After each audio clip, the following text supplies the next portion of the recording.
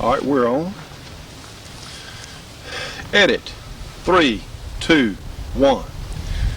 You know, friends, one of the most fun guns of any type that you can own is, of course, a .22 long rifle. Now, this particular gun I'm holding might be termed as a Cadillac .22 long rifle because this is in fact a custom Clark Ruger 1022. Now, the Ruger 1022 is a very fine gun as it comes from the factory, but the good people at Clark's in Keithville, Louisiana, who really gained a lot of their reputation from working on handguns, especially 1911s, do a tremendous package on this 1022 Ruger, and I can't say enough good things about it because it's such a pleasure to shoot this gun. It has a Douglas Premium stainless steel barrel. This is a stainless steel gun, and of course on the regular blued guns they would put a blued barrel on, I suppose, but it's a fluted stainless steel heavy barrel. It's 16¼ inches long, and it is the gun is so well fitted and polished. Every piece on the gun has been gone over and polished and fitted and put to exact specifications. Again, these guns from Ruger are very fine shooters. They're good to hunt with, but Clark takes them another step beyond and really makes a target gun. You'll see a number of the Clark guns in competition events like the Chevy Truck Team Challenge, a lot of other competition events. It's really a competition quality .22 rifle. It is a semi-automatic. For those of you who are not familiar with these guns, they are semi-automatic. They feed from a 10-shot rotary magazine. They're very durable. Of course, you can get extended magazines that hold more cartridges, but these are the ones that come stock from Ruger. And of course, 10 shots for these in just a couple of seconds is not a bad combination. But edit. Edit. 3, 2, 1.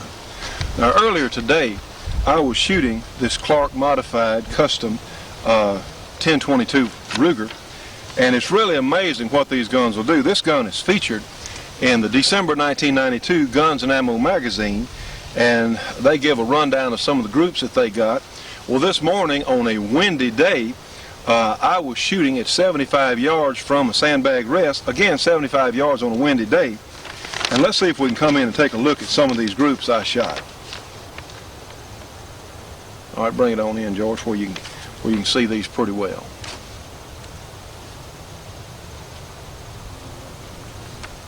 Right here. Right there, is it clear? Pretty clear?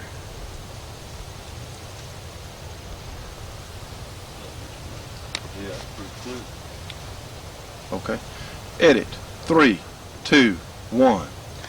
Now, friends, this group on your right was shot with Lapua target ammunition, again at 75 yards. And I had a great group going. The first 4 went into about 3/8 of an inch, and then I had one flyer, which I knew was going to cause a problem with my group, but it's still well under an inch at 75 yards.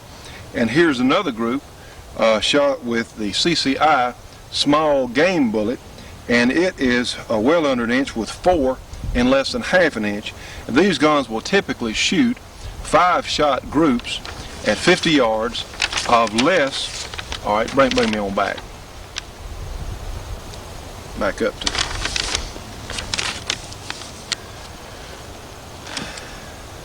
Okay, I'm in the center pretty well. All right, edit. 3, 2, 1. These guns will typically shoot under ½ inch size groups at 50 yards, and of course this one's no exception.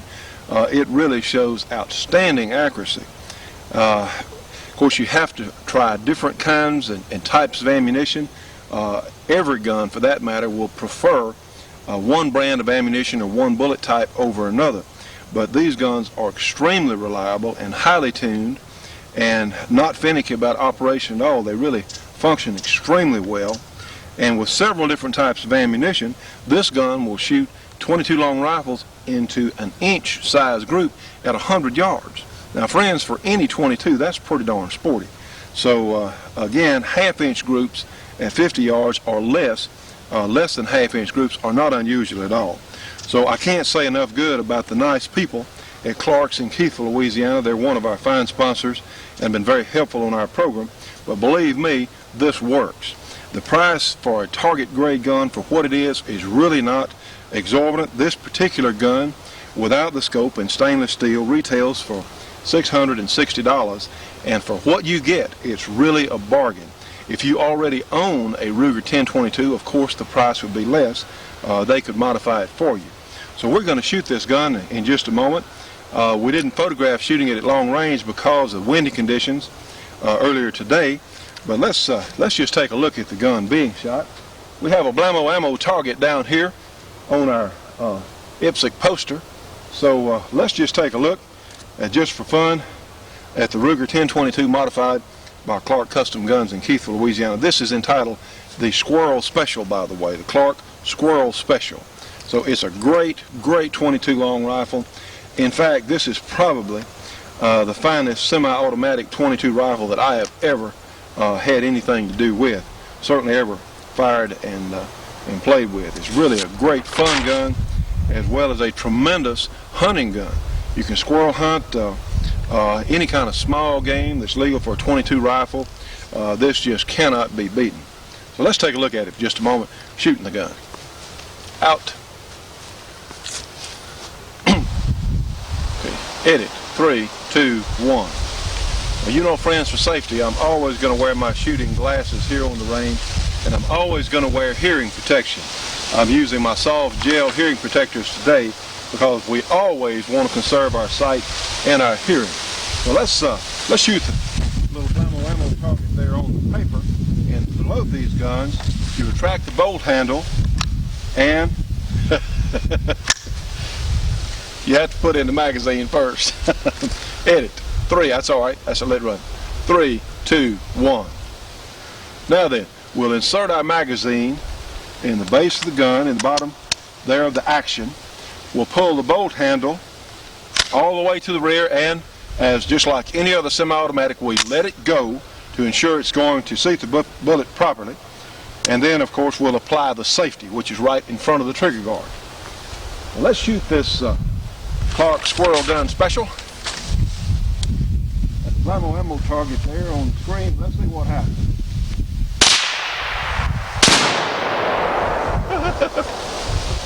Of course, I missed the first shot. I hit the little corner there. But yeah, those Blammo ammo targets definitely do a little blowing up. Anyway, we'll apply the safety. And again, friends, this is as good as it gets in a 22 semi-automatic rifle. Okay. Edit. Camp carbine. 3, 2, 1. Now, friends, I'm holding a most unique firearm here. This is a gun from Marlin called a 9mm camp carbine, and I really hadn't had much chance to handle or shoot one of these guns before we borrowed this one from our good friends at Britton's in Shreveport. We got it a few days ago and have really enjoyed shooting it.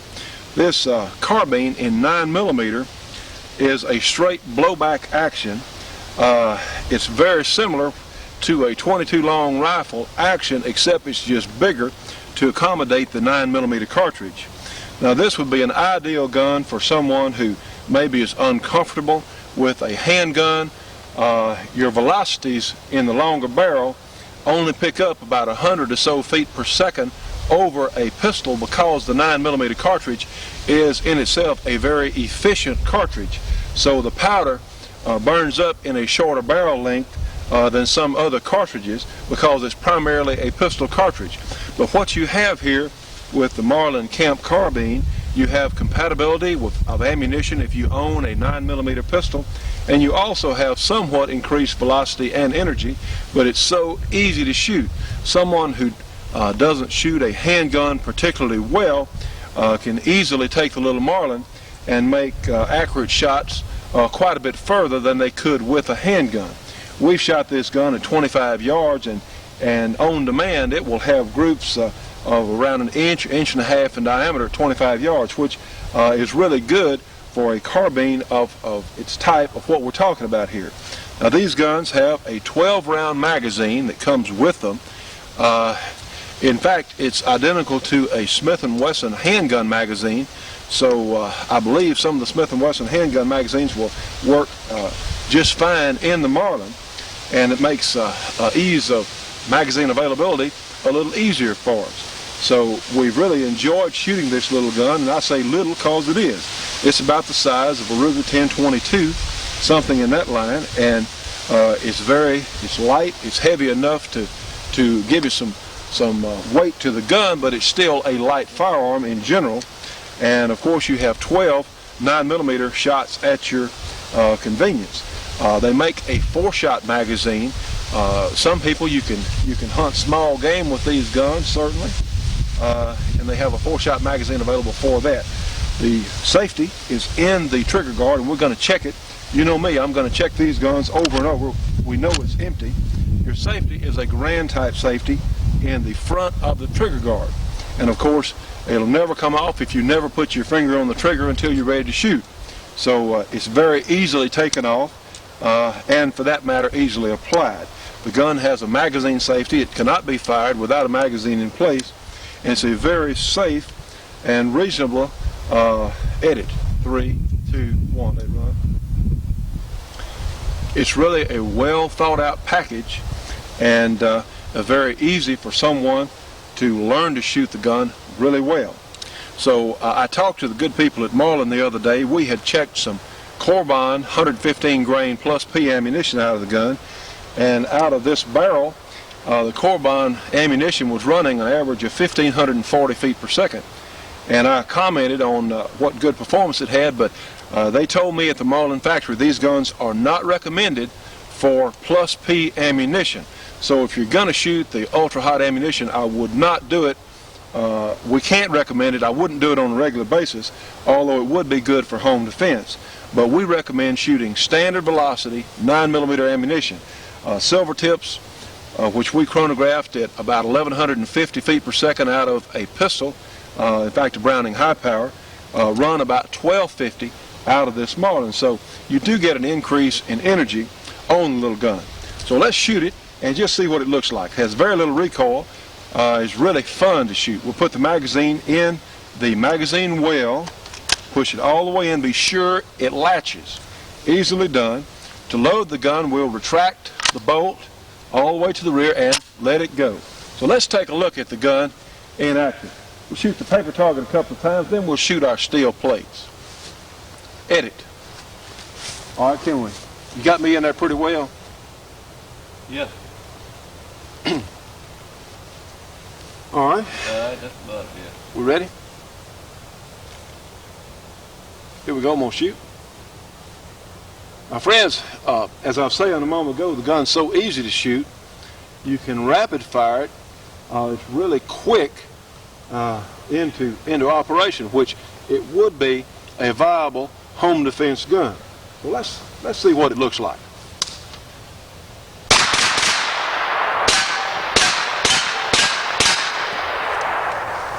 Again, great little gun from Marlin, the 9mm Camp carbine.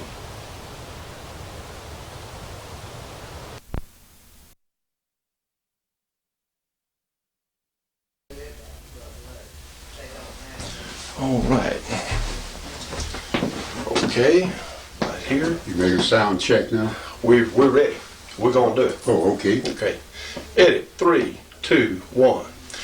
Well, ladies and gentlemen, we have a rare treat here today. We're over visiting with Mr. W.H. Bill Jordan, and he has been a legendary figure to myself and many of the readers of the firearms magazines for many years, and I'm happy to report that he is just as nice an individual as you get the impression from reading his column. So we're so appreciative of being in his home today, and we're going to visit with him just for a few minutes, and he's going to show us some of his favorite firearms. And sir, I want to say thanks again for allowing us to come over today and visit with you, and I know that a lot of our viewers are really going to enjoy our conversation with you. Well, I'm real glad to be here, Johnny. Well, And absolutely. I mean that, because at 82 years old, every morning you're glad to be here. I told him the other day, I said, if I'm in half his condition, if I live to reach his age, well, I'll be extremely happy about that. Because, you know, we commented a moment ago, both of us in the same picture, we sort of fill it up there. Well, anyway, he's going to show us some guns here, and we're going to hear some stories, and we're just so glad to have him on camera today. So.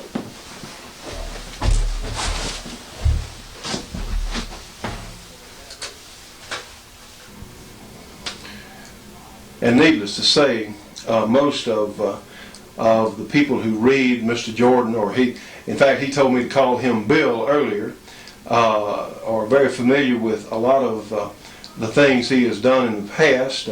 To give you just a little bit of background on Bill Jordan, he was Border Patrolman in the Marine Corps, and back to the Border Patrol, I think back to the Marine Corps one time, and has done a lot of work for the National Rifle Association as far as being a field representative, has done exhibition shooting in many, many different areas, has done a lot of television in past years. And let me tell you what, he still today is an active shooter and hunter, and certainly one of my very favorite gun writers of all time. So tell us, sir, what's that, show us that handgun over on your desk there, please, and tell us what that is. China, this was a gun that was, while I was on the board of directors for the National Rifle Association, the president and one of his officials of Smith & Wesson showed up with this gun. Many years before, I had talked with another president about, he wanted to know what my idea of the ideal handgun for a law enforcement officer would be. And I told him exactly what I had in mind. And by God, they came out with it, and they called it the Combat Magnum. It was a lighter frame 357 Magnum. It has become, I believe, the most popular gun that they've ever made, and there have been many offshoots from it in the same frame, but that they call by a different name, but still the same size gun, the same general everything, except for a little bit of modification for special occasions or special uses. But they presented me with this gun. It's really a beautiful gun. See if I can get it out of here. Let me see if I can get a close-up on that. All right. You notice that the hammer is tied down. That's because this is by way of being quite a collector's item, and if someone picked it up and snapped the trigger, snapped the hammer, it would leave some marks there on the cylinder, which would knock its value as a collector's item. And I didn't want that to happen, so I've got this hammer tied down so it can't come back. It's really a beautiful piece of work as a firearm. Oh, it really is. It really is. By the way, the grips were my design too. They even had these grips made up using my design when they made this gun up. And along with it, this is a facsimile of the letter that came, a small copy of the letter that came with it. So of course it's something that I'm real proud of, and I don't plan to part with this one. I did part with the first one of the Combat Magnums, but somebody wanted a whole lot more than I could stand, so I didn't have it. You know, friends, here I am standing behind this camera, and I do get the pleasure when we take trips and interview people. Give me a wave when it's going. Okay, all right. Edit 3, 2, 1.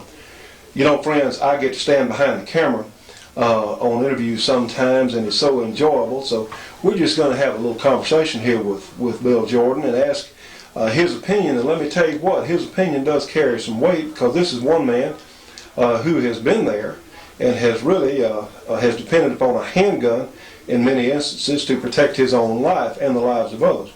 So tell me, Bill, what's your feeling of law enforcement switching over from the revolver to the semi-automatic? Well, Johnny, I'm really pretty unhappy about it because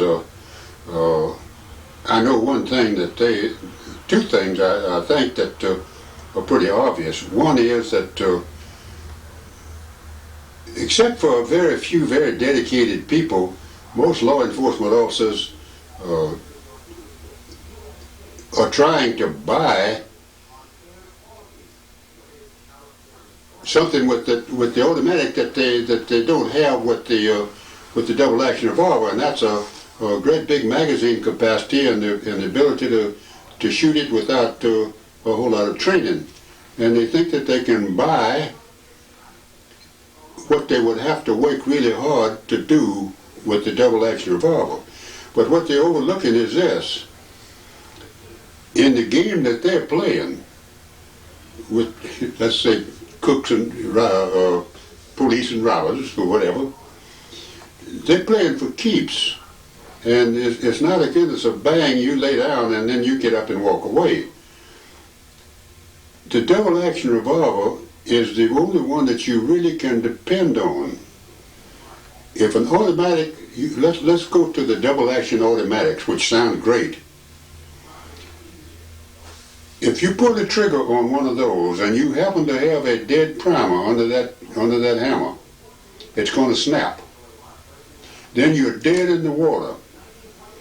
All you can do is keep pulling that trigger, or else you ought to be real fast at slapping the hammer some way, and hit that slide back. And in the meantime, the guy with the double action revolver, if it don't fire on the first one, he just stands there and pulls it some more. You come up with a dead one with the automatic, a dead primer, he comes up with a fresh deal. And how long you figure you got to last under those type conditions? And I do want to mention, of course, Bill Jordan's great book, No Second Place Winner, which is in publication today. It was written a number of years ago, but it's still as factual and worth as much as it was when it was first written, because it has some real thinking involved on the approach to buying guns and personal protection. We highly recommend it.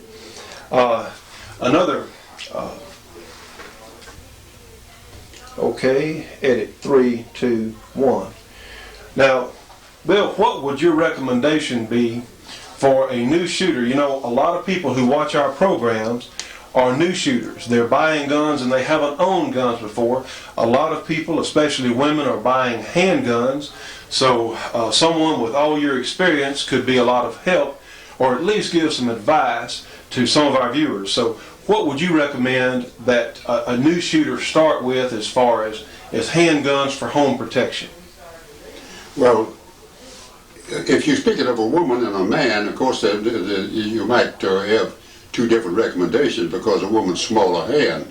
I would certainly go for one of the small revolvers, such as the Lady Smith, maybe a 32 Special, or I believe they got a 32 Magnum out now if they feel like they need a little more oomph.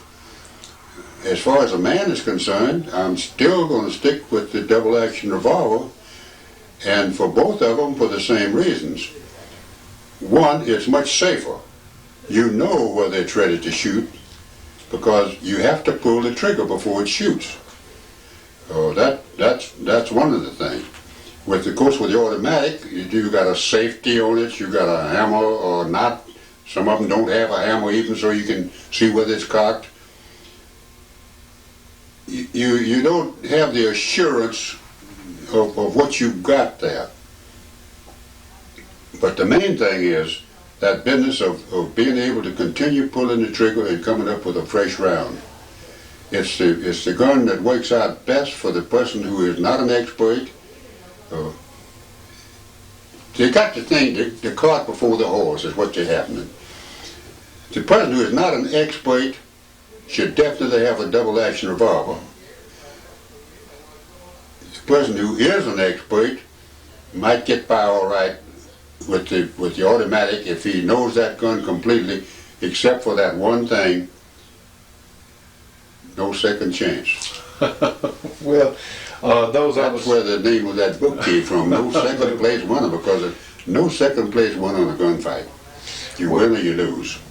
Well, those of us who read Bill Jordan's columns regularly are aware of his feelings over the revolver versus semi-automatic, and certainly semi-automatics have their place, but I tend to agree with him.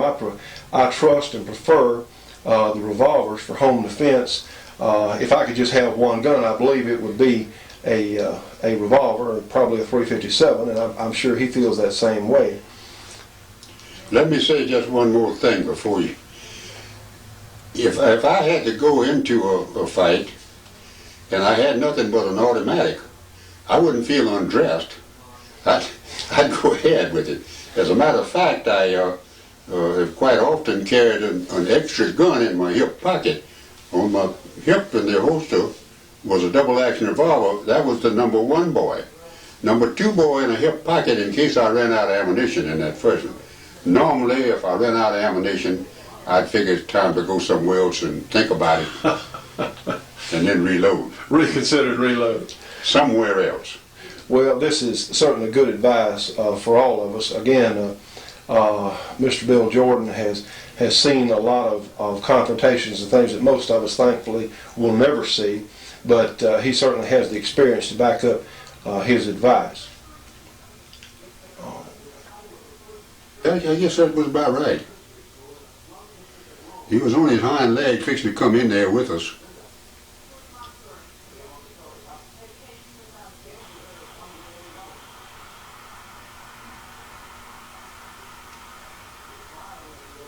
Now, friends, you're seeing a picture of Bill Jordan with an African lion that he shot just a few years ago. It hadn't been that long, at about 12 feet. And he has the rifle handy, and he's going to show it to us and tell us that story on the line in just a moment.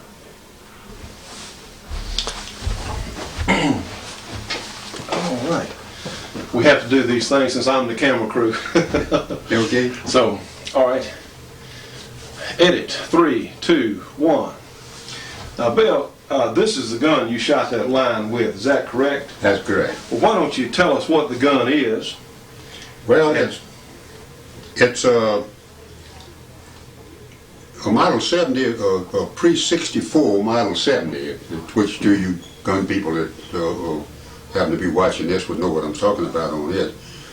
And it had been in a 370, it was a 375 H&H caliber.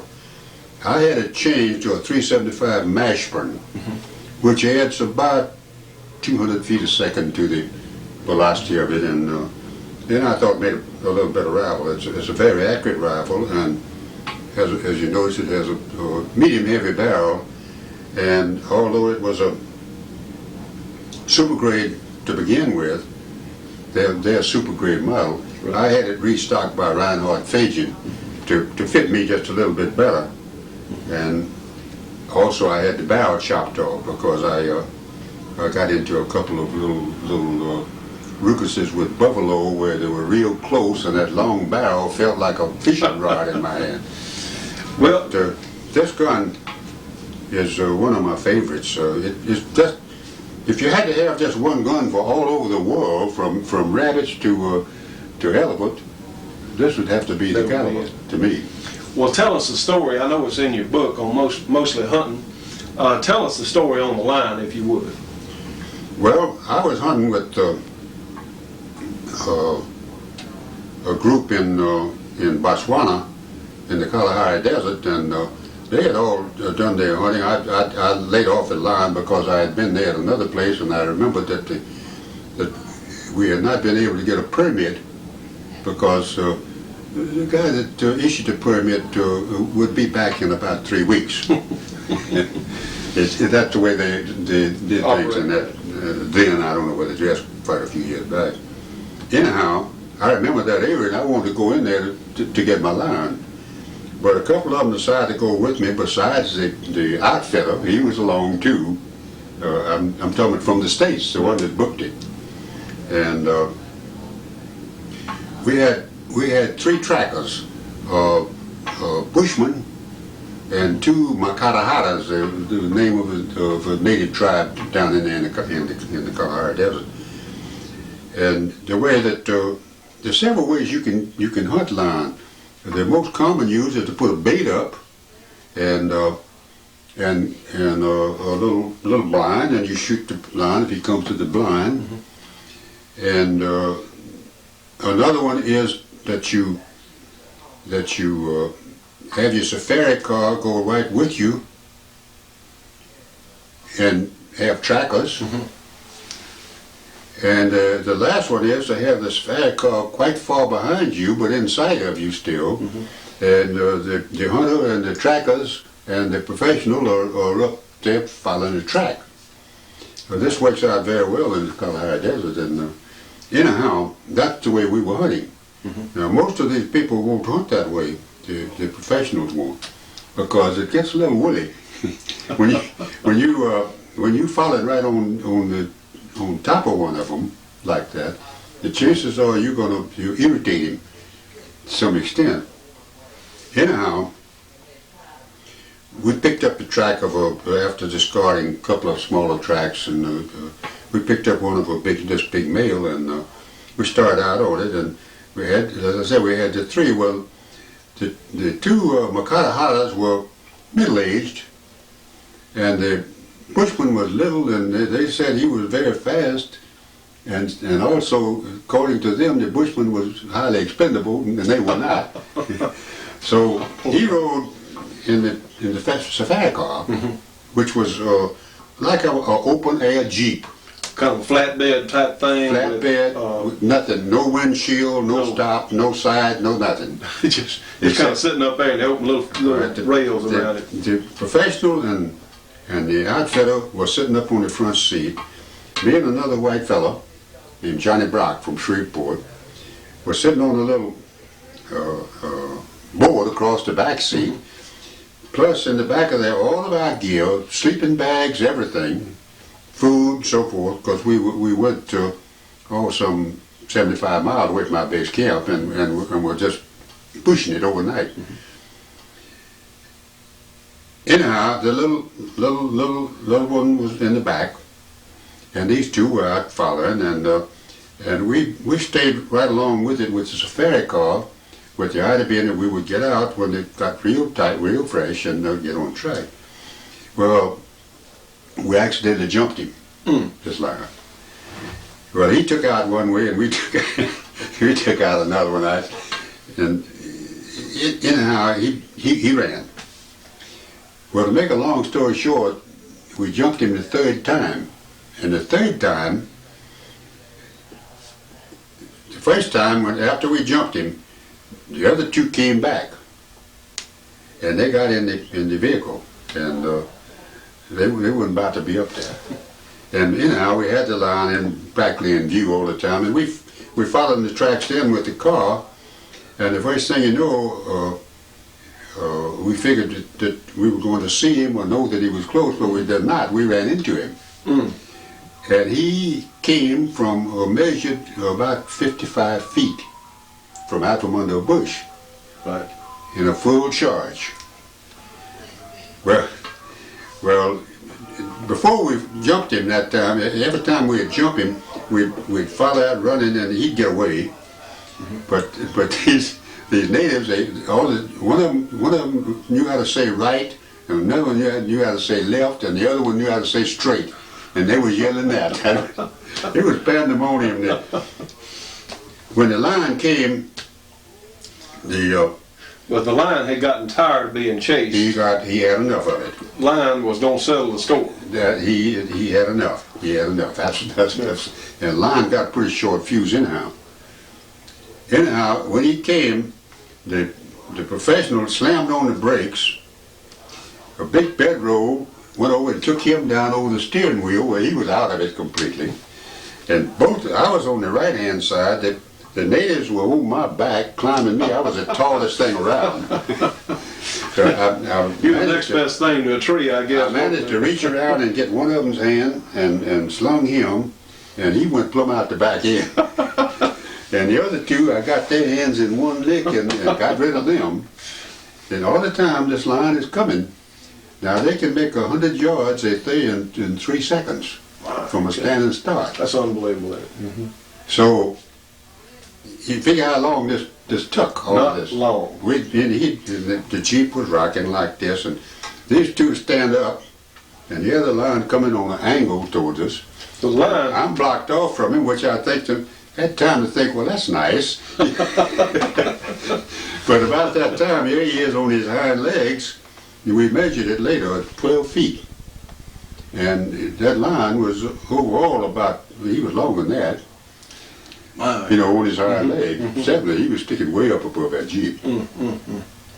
Anyhow, they were standing up, and the professional hunter yelled, "Let Bill shoot!" And they dropped down, and I shot from the hip. With a 375. With a 375. I just shot right from the hip. And with the gun barrel stuck out between those two, and they fall over backwards from the bleed cord, I guess. Anyhow, it knocked him down, and he turned and started to run. But I waked the bolt and slammed another one into him, and it looked like he went 20 feet straight up in the air, and we hit the ground. my goodness. Now, what you're saying is you through, and I would imagine all your instinct shooting over the years definitely came into play.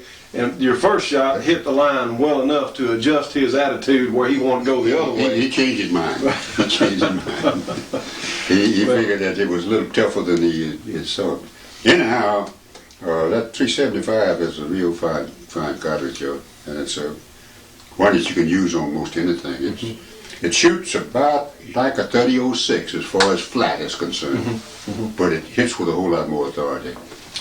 Well, as you were saying earlier, Bill Jordan's guns are, certainly he takes very fine care of his guns, but you can tell that they have been out there on the trail. I mean, he does use them. I mean, they don't sit at home in the gun cabinet. That's true, and I don't baby them out there. I don't abuse them, but and if I can, and I'm in a safari car where they would get beat around, I hang on. I feel better with it in my hand anyhow.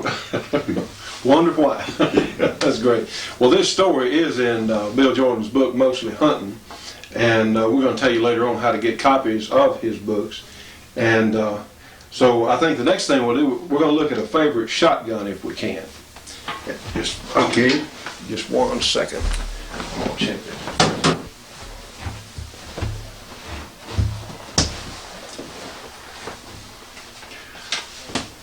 All right, edit. 3, 2, 1. Well, sir, please tell us about this shotgun. In fact, you might also tell us where you got it. Well, Johnny, I don't think that I have to say anything to explain to anybody that's watching this who Elmer Keith was. And Elmer was my old buddy. He and I hunted together for a whole lot of years. We hunted elk together for 10 years I know of, and every year in Colorado. But I was visiting at his home once, and he was showing me a whole. He had guns. He really had guns, racked up like in leather cases, or the regular custom leather cases, not saddle scabbards. Right. Under beds all over the place, double rifles of all and everything. And we went through them, of course, me admiring his guns, and when we got through looking at them, he said, well, what do you think about them, old buddy? I said, they're all beautiful, but there's just one of them in there that if I had my choice, I'd pick. He said, well, which one is that? I said, that little greener. He said, you like that little gun? And I said, I sure do. That is a beauty. And he handed over that to me. He said, shake hands, old friend, belongs to you. Well, yeah. Isn't that something? I'll tell you another story about Elmer. There are many stories about him that I could tell you, but the one that I really liked was the night that he got the Outstanding Handgun Award. He got the first one. And Elmer told me, he said, old friend says, stick by me. I just don't know what to say. I said, now Elmer, that's going to be the day when you don't know what to say. Because Elmer was a talker. He really could talk the horns off a billy goat. But he knew. But he knew what he was saying. Believe me, he wrote a big book. I forgot who the guy that went with him over there that published the book. But he told me something that I could have told him, that Elmer never kept notes. But he wrote in that book the time of day of every animal that they shot, what the weather was like, the temperature was like, the gun he had, the load that he used. And he said, this guy said, I took copious notes. I went back and checked him, and he was exactly right on every one of those, and all he had was in his head. So over a 2-month safari they were with him. So he had an unusual, like a photographic memory as far as Absolutely, absolutely. Isn't that amazing? Fantastic memory. If it had anything to do with guns. And you know, something I want to mention since we're talking about Elmer Keith, Bill Jordan knew Elmer very well, and Elmer caught a lot of flack for writing up his 600-yard 44 Magnum pistol shot. And I believe I heard you say one time, if in fact Elmer Keith said it was so, well, it was. Is that correct? Well, what I said is that I know that Elmer Keith killed that animal at 600 yards because he told me that he did. Does that explain it? Well, I think that settles it pretty well. Okay. Well, that's great. Well, you know, a lot of people are not aware that you assisted Skeeter Skelton in becoming a gun writer. Well, not really. Not really. I helped him, though, to get with Shooting Times. Okay, with Shooting Times. Yeah. And we do want to say that the good folks at Shooting Times, Bill is still writing a column for Shooting Times magazine, and they're just terrific people, as both of us will agree on. But tell us a little bit about that, if you. Well, I had been doing a little bit of writing for Shooting Times. They would ask me to write the other side of something that one of their writers was writing. I was in the Border Patrol. Oh, by the way, you said I was in the Border Patrol and came back to it once. Came back to it twice from the Marines. World War II and Korea. I was called up for both of those. So they liked you so well the first time they asked you to come back to the Marine Corps. They didn't ask me, they told me. Anyhow, yeah, where were we there? Should we talk about Skeeter Skelton? Skeeter, yeah. Skeeter was working, of course, with the Border Patrol for quite a few years, and then he went back home. They talked him into running for sheriff, and he got elected sheriff at little town where he was what's the name of that town, you know? Well, I mean, it was Deaf Smith County, wasn't it? Yeah, I think so. I think so. You know, over in New Mexico. And then after a while, the old buddy of his, I think the one that was the Joe of me and Joe, and he decided they were going to a cattle feeder business. And they went into it just at the wrong time. And went bad broke. So, oh, by the way, they went bankrupt, and Skeeter paid back every cent of it. Well, I had read over a long period of time it took him, but anyhow, he was out of a job, looking for a job then. There wasn't any openings in the Border Patrol at that particular time. So he got a job with Customs in a kind of a guard position or something of the sort, but of course they didn't keep him there very long. Skeeter Skelton, they put in, he was in charge of a station that right there on the Mexican border for Customs. Anyhow, I drift talking. You got to be 82 years old. You're not just hardly forget anything you're talking about. You mentioned how you. They asked me.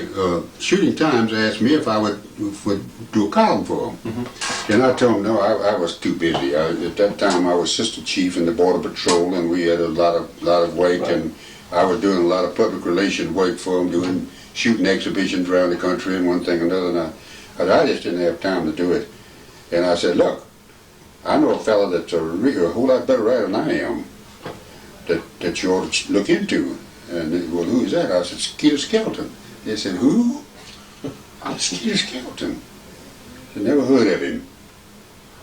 And I said, well, you ought to talk to him because there's your shot, friend. Anyhow, they contacted Skeeter, and he'd been up to Chicago And on the way back with about 3 or 4 others, they stopped off, and all of them had been celebrating the fact that they were getting back to the station from stakeout in Chicago. They needed shaves, they raunchy looking, that's the way they had to be. Well, they had to be to keep from undercover work. Otherwise it stood out like a sore thumb of what they were doing. Thumb? Okay. Anyhow, they go in there, and I asked them about it later, and they said, man, that guy's a boozy-headed and crocked, and they came in here, and man, we wouldn't have anything to do with him. I said, wait a minute, now tell me more about this. And finally I checked it out and found out what had happened. And he was all of them were crocked, celebrating, getting away from Chicago. Sure. Who wouldn't? That's really true. Anyhow, he went back up and talked to them, and they were very happy about it. They hired him, and he was with them until he died. And I got to say one thing about old Skeet is writing. You know, he and I had a running feud. It was something we agreed on that we would do. And I was smart enough to get him to take a shot at me first, and then I could come back at him, which put me in the driver's seat every time. But he, in my opinion, I tried to talk him into writing fiction. You know, a book, a real story book. Well, that's sort of what the Me and Joe stories were, and Dobie Grant That's were sort right. of fiction. Not like that. Right. Gone with the Wind or whatever. And he said, oh, I tried that. It wasn't. He could have done it. He could have done it real well. And he was one hell of a writer. I think the best natural writer that I've ever run into, Skeeter Skill. Well, and it was a big loss when we lost old Skeet. All of us felt a terrific pain. I had read his columns, I don't know, probably 15 years or so back. That's how far I went with him. And well, I appreciate you thanking me for it. Well, you know, he said he couldn't write fiction. I said, Skeeter, you've been writing fiction all these years. Well, that's a great story. Well, you know, let me ask you, how did you get started yourself in shooting and hunting? What was your first gun? My first gun was on my 8th birthday, a single-shot Winchester .22. Bolt action, you know. And it wasn't very long before I was deadly with that thing, because I never took a shot over 4 feet. I was real good at stalking and had absolutely nothing but time. And I would sneak up on a bird or a rabbit. I had a very understanding parents, and they would let me go across. There was a bayou on our place, and on the other side of it was quite thickly wooded.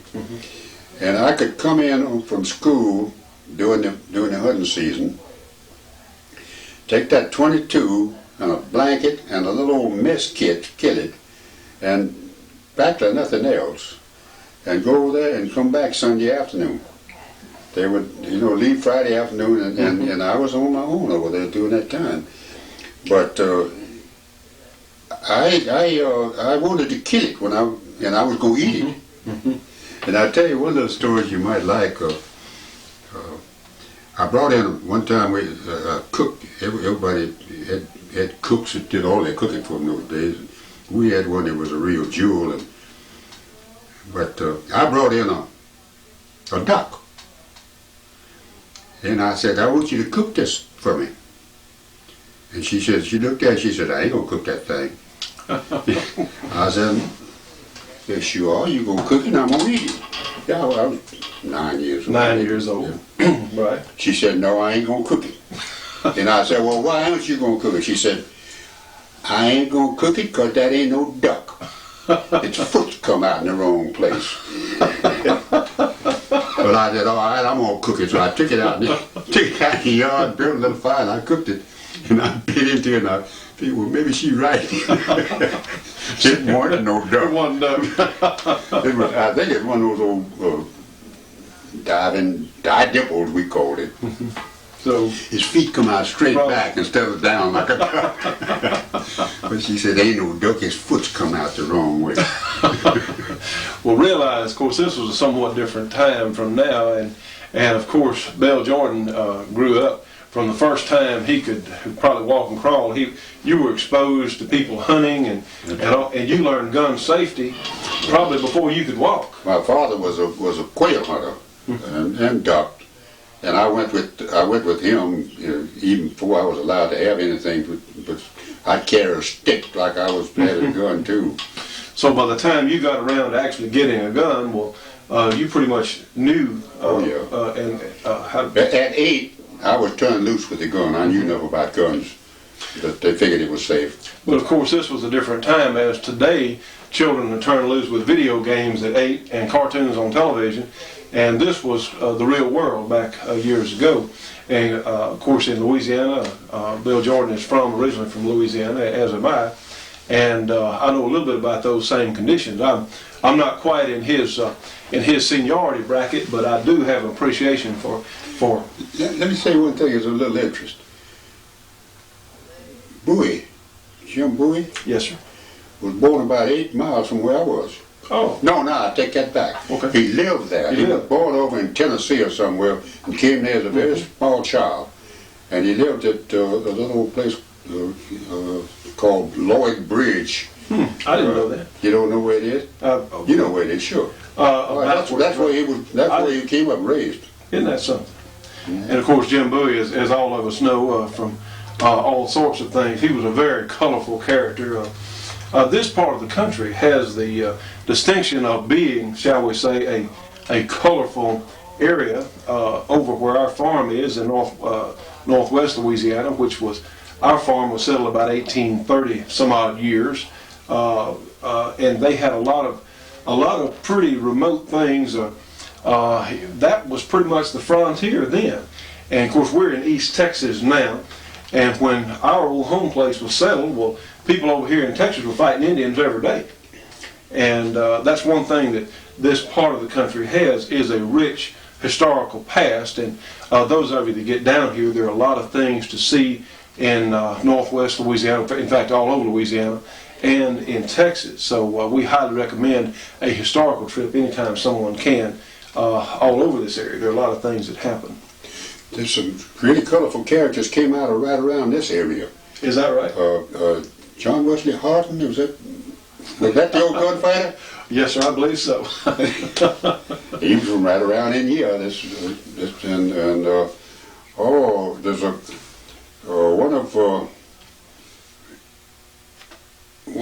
what is the guy that wrote so many fine Western books that died not so long ago?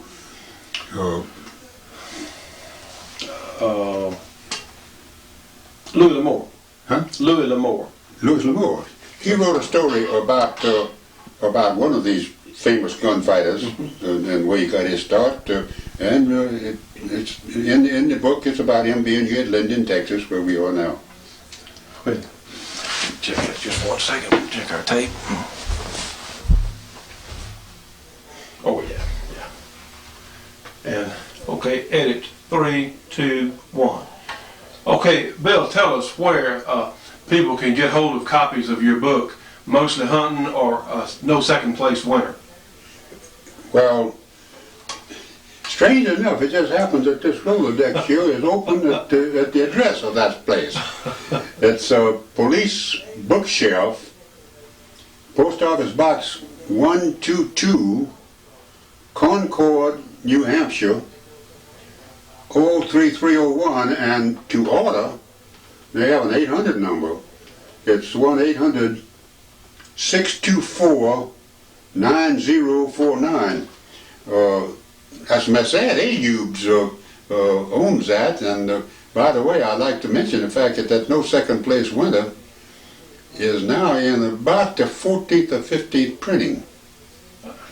The other books and the hunting books in the first printing. It's hunting books got too much competition. That one didn't have much competition. Well, let me say that both of them are wonderful books, and I have read both of them several times each, and I know that people will really enjoy it. friends, trust me on this one. You need to get at least one of these books. So, edit. 3, 2, 1. Johnny, I got a little story that I want to tell you about Elmer Keith, but before I do, I just want to say hello to Dr. Curtis Vickers and ask her why he didn't come over with you. Anyhow, He was a little too far out of town. Anyway, tell me the story about Elmer. Elmer got, as you know, he got the first handgun award, and this trophy. It must weigh 50 pounds, right? If you don't believe it, you heft up on that one over there. We're going to see the American Handgunner Trophy that Bill Jordan has in just a few minutes, but go ahead. Well, I was lucky enough to be the fourth one to get the trophy, but Elmer was first, and then I guess Bill Ruger and myself. Anyhow, Lee Juris was the MC. Right. You remember Lee that with the Juris ammunition? Supervale ammunition. Supervale. Supervale. Lee he's a small fella, quite small. And Elmer, I think I told you, Elmer said, "Stick with me, old buddy, because I'm not going to know what to say." And I said, "Elmer, when you don't know what to say, that's going to be the day I want to be there. I want to see it." Anyhow, Juris gets the trophy, he holds it up, hangs on to it, Elmer's standing there, and That's all right, we'll let it. Juris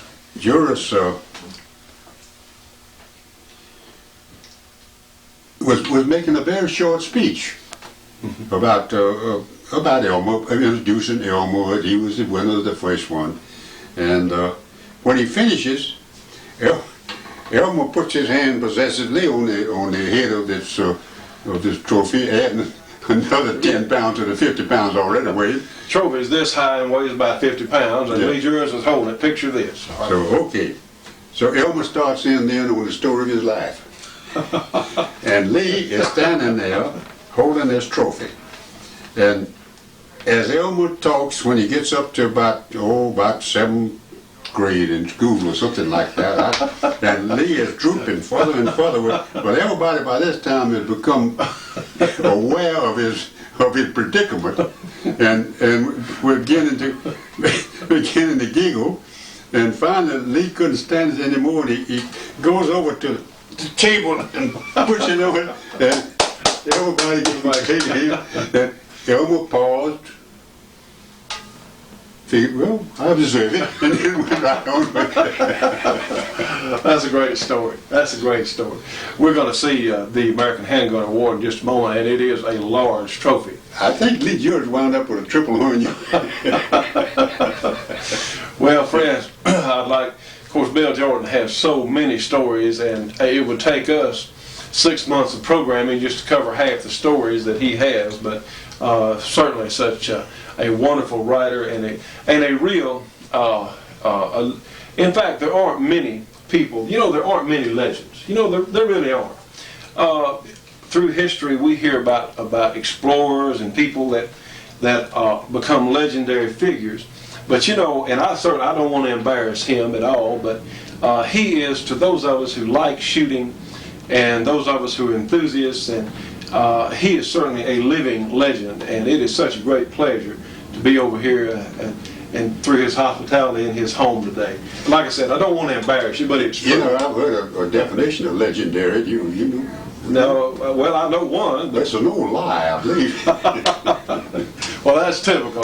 He certainly is not one to talk about his accomplishments, but Mr. Bill Jordan is one of the greats, and we're so pleased to be here today. So, that's great. Now you say you're going to take some of these pictures here?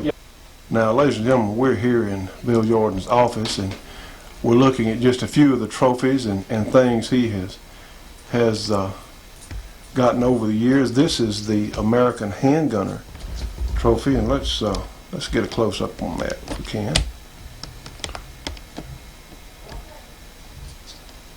Edit. And this is the American Handgunner Trophy we were talking about earlier that and it stands, oh, I imagine 20 inches high, and is very heavy. And then we'll look around the room at just some of the things. Here is some things hanging on the wall, and of course this is a fantastic turkey on the wall. And we'll get this, we'll be editing anyway. And of course here's a picture of the Bill Jordan's Jordan grips that he designed, and of course today being built by Hackmeyer.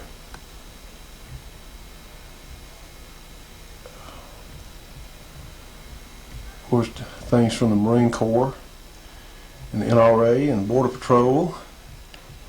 It's all sorts of interesting. Let's see if we can get this, and a few things.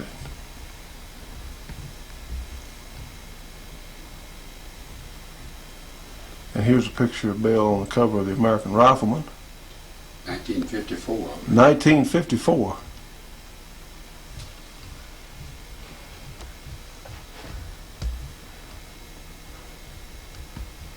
Just a few things. And of course he has a very busy desk because he is a very prolific writer and certainly a busy individual. It's about the minimum you can win to get a distinguished you.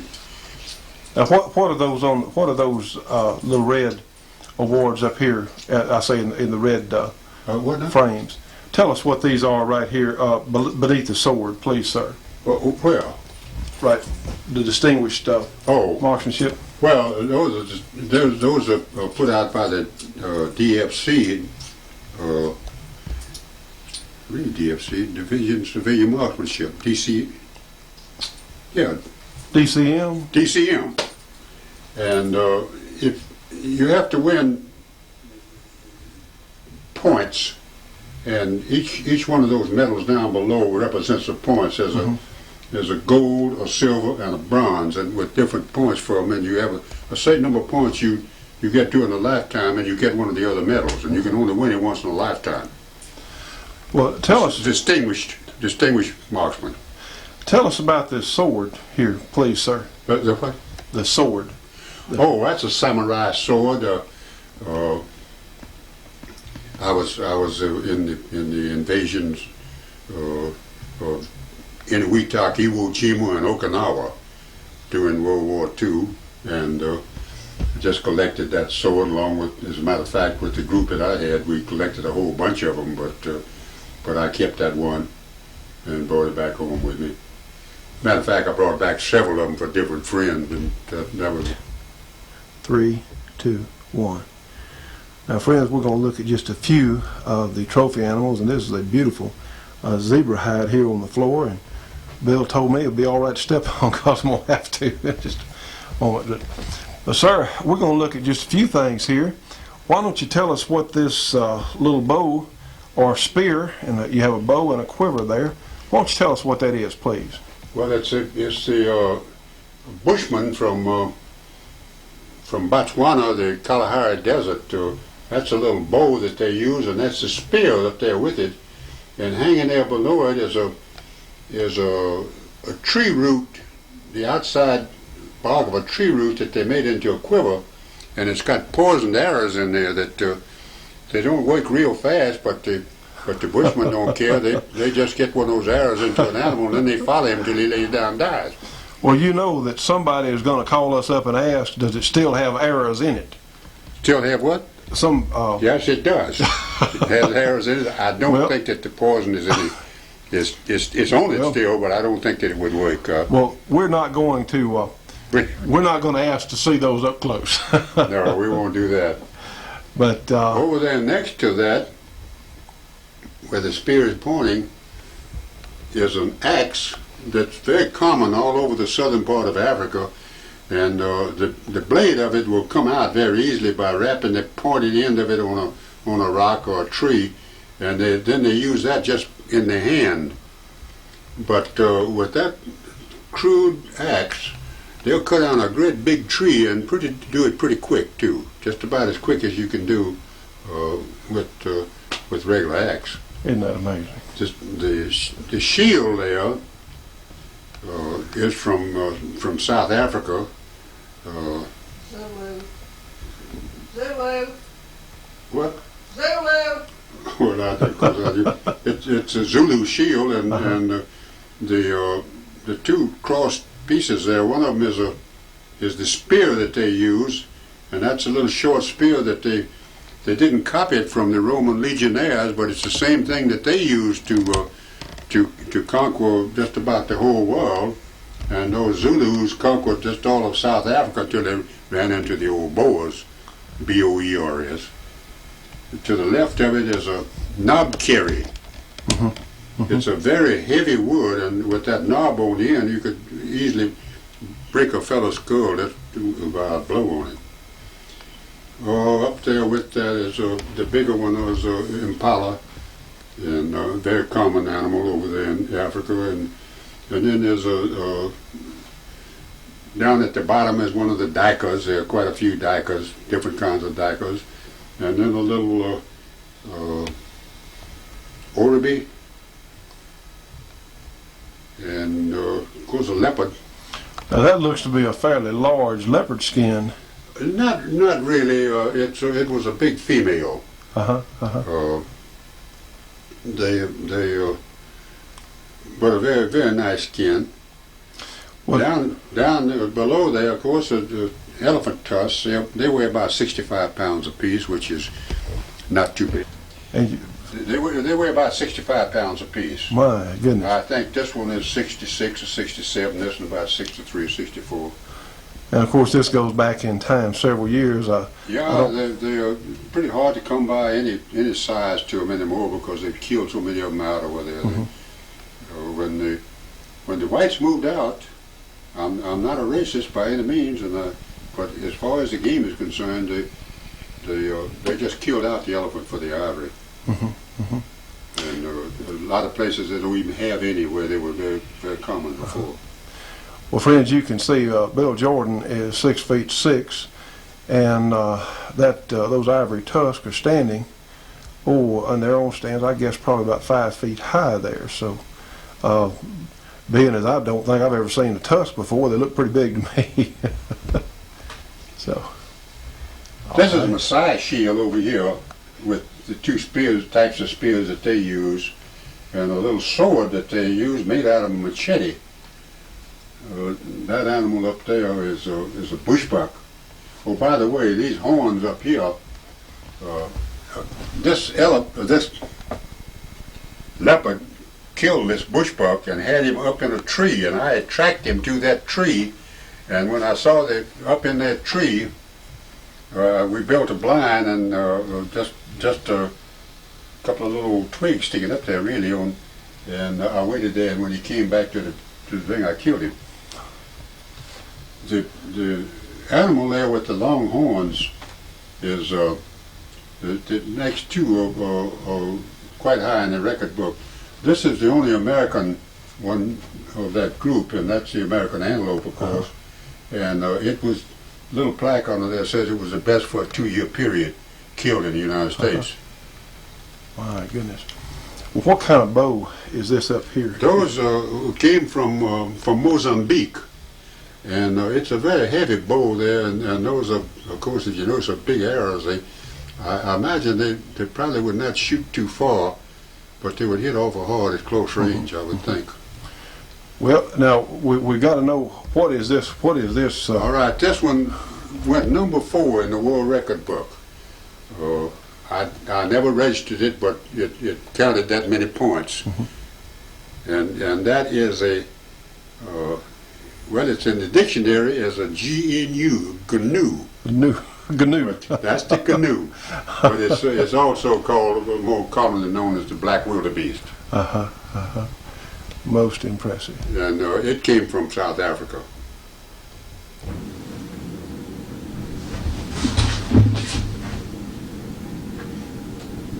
Okay, edit. 3, 2, 1. Well, you know, we were talking a moment ago that for the first time, we really have an anti-gun president in office and an anti-gun vice president. So, sir, what are your thoughts on what do we need to do? We need to get every hunter involved with the NRA, by which I mean not only join himself, but to bring his wife, his family in. Because we're in a situation now where we've got to win, or else there's not going to be any veto of legislation. This man is going to sign it. Well, And he's going to push for it. And if anything happened to him, which I hope never happened to the President of the United States, the Vice President's going to be worse than he is. so that's right. We need to hope that President Clinton will remain in good health. I'm all for keeping the President. Don't let the Vice President get in there. Well, friends, it has been a great, I know you've enjoyed our visit here with Bill Jordan, and I certainly have. I've had a great afternoon and had such a good time listening to stories and seeing some of these tremendous guns and trophies. And I'd like to say thanks again for your time and your hospitality. I know everyone's enjoyed it, and many, many more years of good hunting. Been my pleasure, Johnny. Thank you. Well, I hope it turns out well.